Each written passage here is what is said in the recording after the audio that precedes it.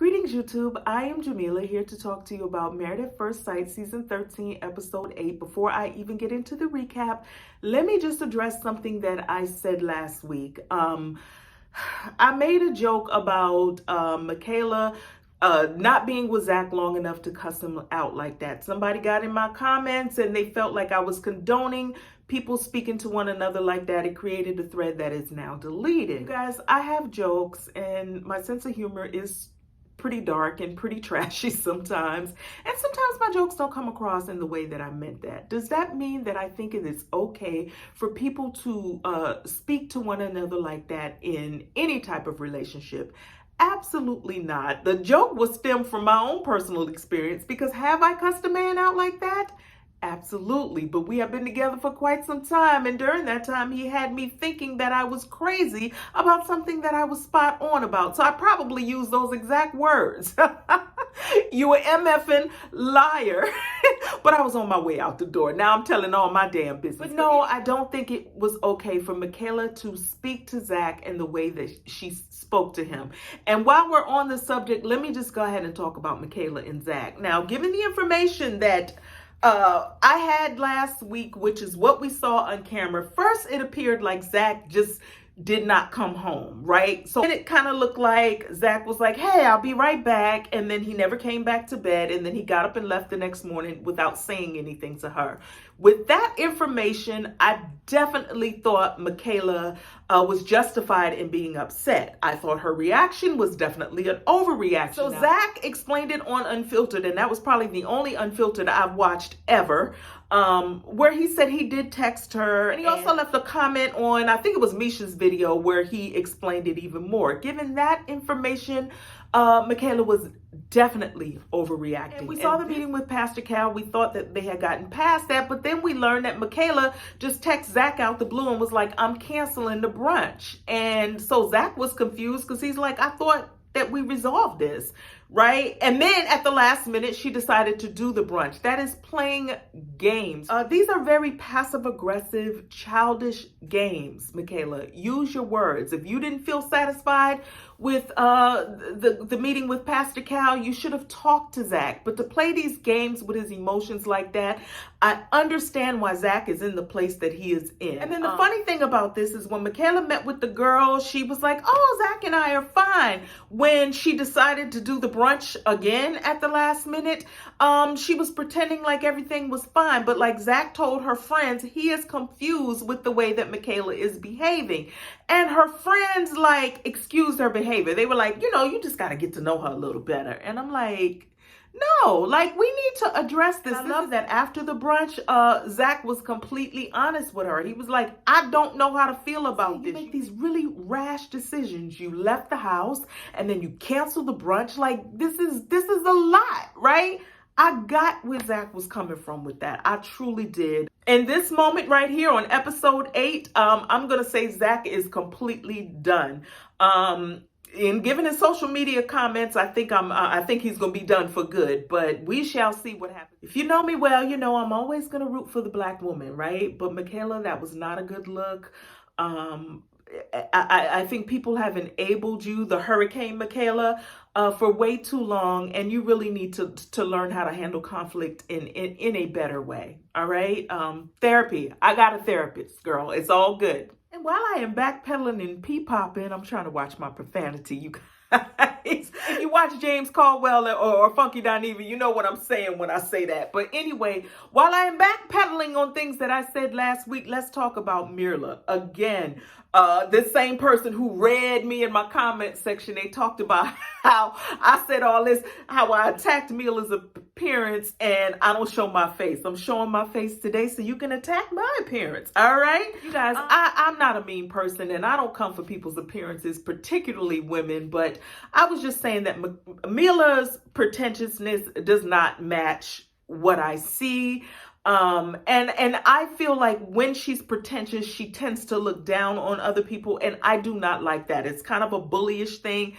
I don't like it. So yeah, that's why I said the things that I said about Mila. But don't worry, I'm actually going to be nice to her this week. So it was very cute when Gil introduced Mila to his mother. And I'm taking it that Gil's mother did not come to the wedding because pandemic. and travel. That's why y'all ended up in the damn Florida Keys for your honeymoon. I thought it was really sweet, and in this moment I really saw how much Mila likes Gil. Get that man a damn kiss, Mila, and stop playing. But again, I think this not kissing him is a part of her, this persona that she has put on. She likes him, and she likes him a lot. You also like that damn dog, Mila. Don't play with me. I don't like a slobbering dog either, so I get you on that. But you like that dog. Stop it, okay? Give that man a kiss and pet that dog, all right?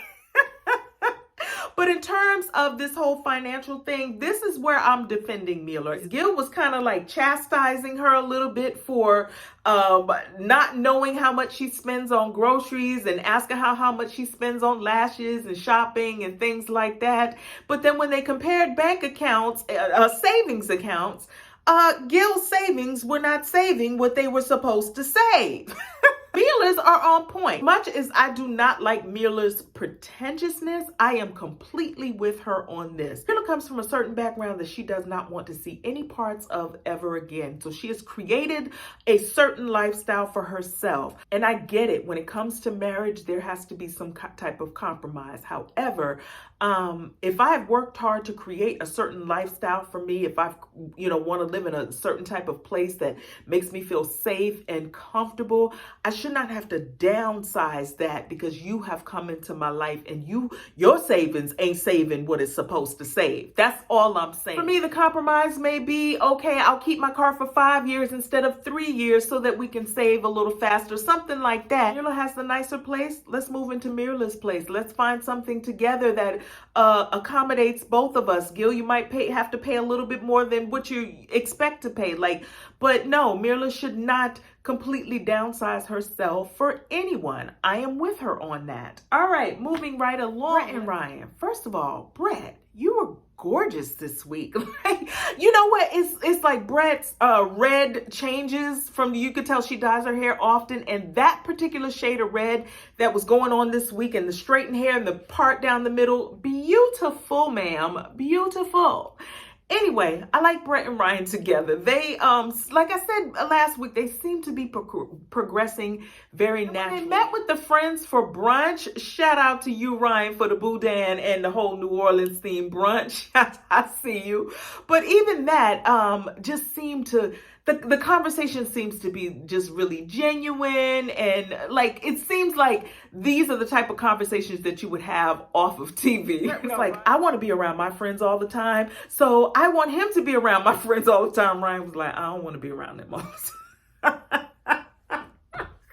They have not consummated their marriage, and but Brett, I think Brett is ready. She wants the D. She wants the D. She wants the D. She wants the D. Where is that? I know Bonnie Blue sings it all the time, but isn't that a song? I don't remember. Anyway, Ryan did say that he is attracted to her. He thinks she's cool and all of that, but his concern is the fact that she is so uptight about everything. We show the damn manatee scene again.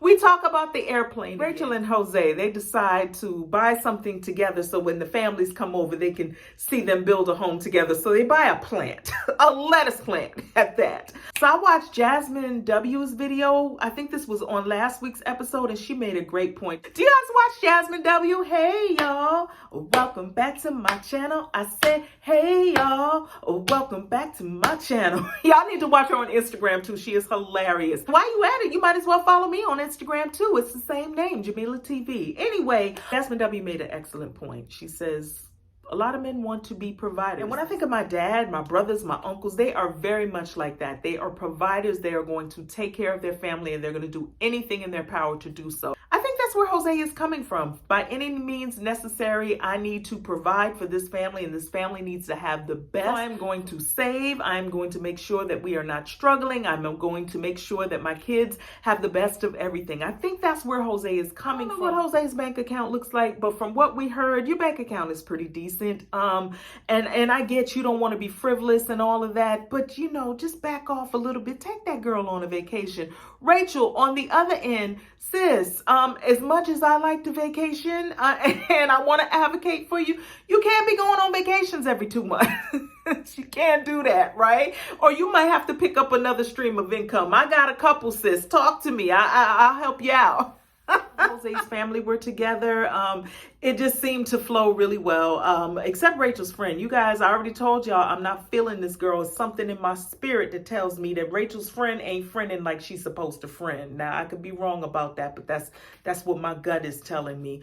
Moving right along to Johnny and Bao. Are we doing Chris and Paige again? This is what it feels like to me. And you guys, I'm dead ass serious. Like, I don't want to see that again. Johnny, what are you crying for? I'm not fazed. I'm not moved even a little bit by your tears. Your tears are manipulative to me. Your tears are giving me very Chris, very narcissistic. Feel sorry for me as I play with this girl's emotions. I do not like this woman. I know I do not like her.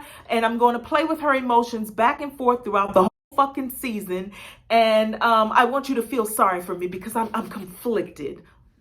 Miss me here, miss me. So yes, when the guys meet, he tells them that she's not his type. She's attractive, but her personality I don't like.